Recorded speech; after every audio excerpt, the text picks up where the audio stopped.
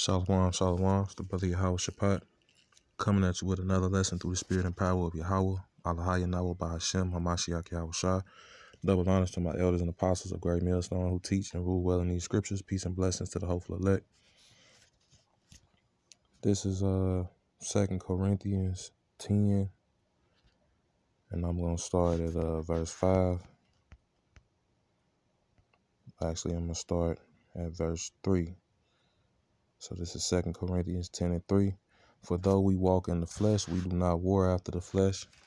For the weapons of our warfare are not carnal, but mighty through Yahweh to the pulling down of strongholds, casting down imaginations and every high thing that exalteth itself against the knowledge of Yahweh by Hashem Yahweh Shah, and bringing into captivity every thought to the obedience of Hamashiach. So I want to deal with that etymology of the word dogma, because when you deal with Esau's educational system, the things we learned in school and what these Babylonians, these Americans would call common knowledge, according to Esau's history and according to his records. Well, this man teaches a dogma. He doesn't actually go into real history. So therefore, most people don't know real history. When you try to approach them with real history, a lot of people, just like the colleges, down to the people that they teach, people are new information, and people believe, history based off what Esau has taught them. So when I got into the etymology of the word dogma, it says an opinion, a tenet, that which one thinks is true, and then you have the word dogmatism. It says an authoritative assertion of doctrines or opinions. So that's pretty much what a lot of people know as history is, with Esau, with his authority, he pushes out his own version of history that's not necessarily true all the time. One of those part of his dogma is that Columbus was the first one to discover America, and he did not. He wasn't the first one to discover America. The first one to have knowledge of America was King Solomon. Let me get this precept. This is Wisdom of Solomon, chapter 7, verse 17. For he hath given me certain knowledge of the things that are, namely, to know the world, Salakia, to know how the world was made, and the operation of the elements, the beginning, ending, and middest of the times, the alterations of the turning of the sun and the change of seasons, the circuits of years and positions of stars, the natures of living creatures and the furies of wild beasts, the violence of winds and the reasonings of men, the diversities of plants and the virtues of roots, and all such things as are either secret or manifest, them I know. So, King Solomon had, basically the maritime law, the law of the sea, knowing it took 1.5 years to get here and 1.5 years to get back to Jerusalem. King Solomon had Hiram. Hiram, Hiram was a Canaanite. He was a builder for King David and King Solomon. He was also a navyman, a merchant. And King Solomon had Hiram and some of our people, because the Israelites, we knew of this land because of King Solomon. So King Solomon would send Hiram here to get, these exotic animals, stores of gold, trees, apes, peacocks, herbs, all these different things. So when you have they called them the Olmecs. So when you had those stone heads that they found down there in, I believe, Southern America,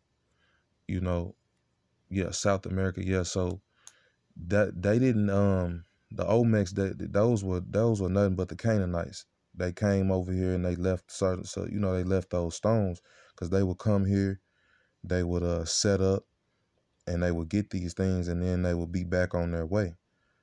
So they didn't live here, but they did come here, and they came here at the order of King Solomon to bring back certain goods. So they left those stones here, and you can tell when you look at those stones, which I won't take the time to pull them up, but if you want to look that up on Google, you look up those Olmec heads. They actually look like Canaanites, like Hamites. So you also have it was a Moabite map, that was like, I believe it was introduced in the 1400s. Moab, they didn't come here, but they knew of this land. They knew, like they when you look up that Moabite map, it's pretty accurate to today's world map. It was a little off, but they came close to close to the one that we have today. So that proves that they knew about it. Esau back in the they thought the earth was round. Salaki, they thought the earth was flat at one time. So they didn't have any knowledge of how to get here. Also there were other people that came here, going back to King Solomon sending Hiram, you know what I'm saying? You had Leif Erikson, he came here before Christopher Columbus. A few other people came here. A lot of people, there were people that came to this place and knew of this place before he did. Namely, Jake knew first, man. Our people knew first, because the 10 tribes, they came over here in around about 722 BC through 726 BC. You also had, I believe, some Judites made their way over here. You know what I'm saying? Some of the Southern Kingdom, they actually may have made their way. I believe they made their way over here, man, because the 10 tribes had long left. But you've had findings of Roman coins, Roman coins, Greek coins with Antiochus, who's mentioned in the scriptures. Yeah, so that's proof that you had Jake fleeing over here to where the Northern Kingdom brothers and sisters were. Jake was fleeing Roman persecution and coming over here. So our people knew about this place way before anybody else did. Due to King Solomon having knowledge of this place, going back, man, to those days. You have there are certain, I believe his name is Gunnar Thompson. He's just one of many people who, they know the truth, and he was actually ousted by certain colleges, who are anti-information, who, they pretty much, they don't want to hear, they don't want the truth about certain things getting out to the public. So you have gatekeepers in colleges, you have gatekeepers in prestigious, places where information supposedly thrives. A lot of these people, they've signed up to not speak about certain things in order to get, those high level positions in these colleges. And he spoke about that, and he actually has a book called Secret Voyages to America. I believe the book is running around about $30. You can find a PDF online, but it's always good to have a personal reference, if you will. I don't have that book yet, but I think that's one I want to get. I'm gonna add that one to my collection. But yeah, man. So Ophir is actually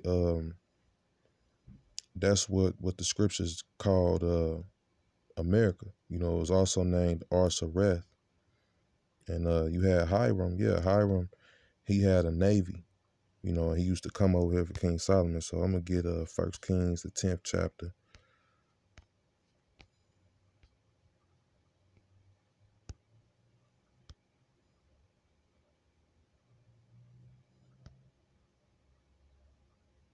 Yeah, so this is First Kings 10 and 22. For the king had at sea a navy of Tarshish with the navy of Hiram. Once in 3 years came the navy of Tarshish, bringing gold and silver, ivory, and apes and peacocks. So King Solomon exceeded all the kings of the earth for riches and wisdom. Yep. So, King Solomon's kingdom was off the chain, and that was basically a prelude to the kingdom. Because if you in this knowledge, man, you've been around long enough. And if the Lord is dealing with you, ultimately, you understand that King Solomon is Yahweh Shai. Yahweh Shai was King Solomon, rather. Um, So yeah, King Solomon's kingdom was off the chain, and you can read about it in the scriptures, man. It took him, I believe, 13 years to build, for his house to be built, and I believe double the time for the house of the Lord to be completed. And these King Solomon's dwelling was, you know, man, hey, you can barely put it into words, man. So you can just only imagine how the kingdom of heaven is gonna look. The temple, the first temple, man, it was decked out. So yeah, Esau, he doesn't want this information getting out. So you'll never hear any prestigious colleges allow this information to be published via them.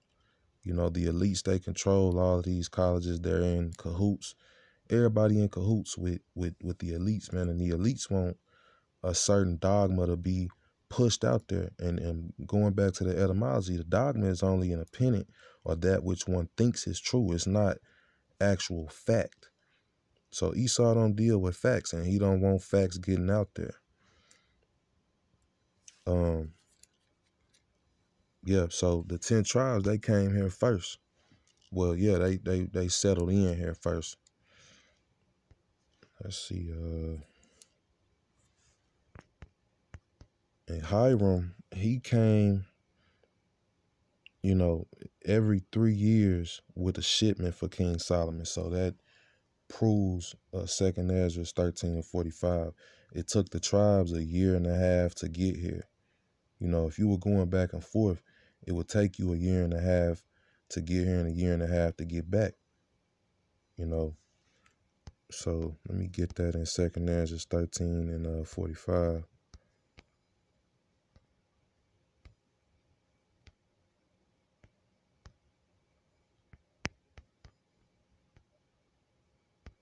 I want to make this a series, but I'm gonna have to find the time to actually go into one of those into Gunnar Thompson's book, just to pull out certain information, to add to it, because I want to make a series basically, breaking strongholds, man, because the Esau's dogma is the strongholds that we're breaking, the ideas, that are being put out there via Esau's dogma, and a lot of it ain't true, man. A lot of it ain't. Christopher Columbus, he had knowledge that there were Hebrews here. A lot of these different scholars, they understand that the so-called Native Americans, which I'm gonna just include all of the Northern Kingdom in that, because all of them are native to this area, if you will, technically. So there's plenty of proof out there that those were Hebrew-speaking people. They spoke Hebrew. The 10 tribes came over here ultimately to try and keep the law, statutes, and commandments the right way, which they did partially. They did go off while they were here, but this is 2nd Ezra 13 and 45. For through that country there was a great way to go, namely of a year and a half, and the same region is called Ar-Sareth. Then they dwelt there until the latter time, and now when they shall begin to come. So we in the latter times now, and best believe they're still here. We all here. From the Southern Kingdom to the Northern Kingdom, we all here, man. And like I said, he don't want this getting out. That guy Gunnar Thompson, he basically goes into how, these colleges, these people that work in these colleges, they anti-new information. So if you present something that goes against the dogma that they're elected to teach, they're gonna cast you out.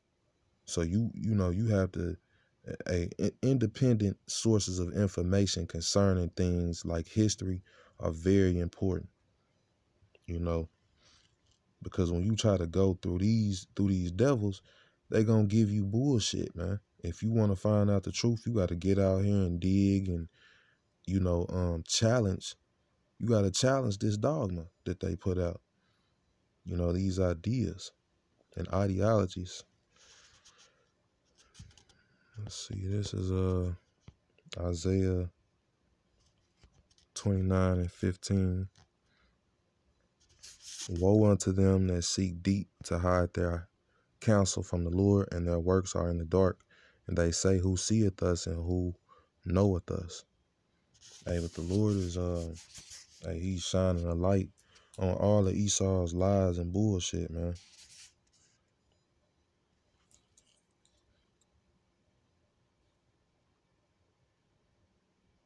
Yeah, so pretty much, man, that's all that's all I got. I pretty much intended on making this short. It's a lot of other information that I want to bring out, but before I do that, I want to get more studied on it, man. So like I said, I'm gonna try to definitely try to make this a series. So I'm gonna do this as a Breaking Strongholds Part 1. I'm gonna get gather some more information up and try to put together more lessons concerning this topic, because this is just lightly touching on that, but I want to dig more into it. So I definitely will have more to come on this topic. Yahweh Bashim Yahweh Shah Ratazah, and Lord willing, this was edifying. And until the next one, I say Shalom.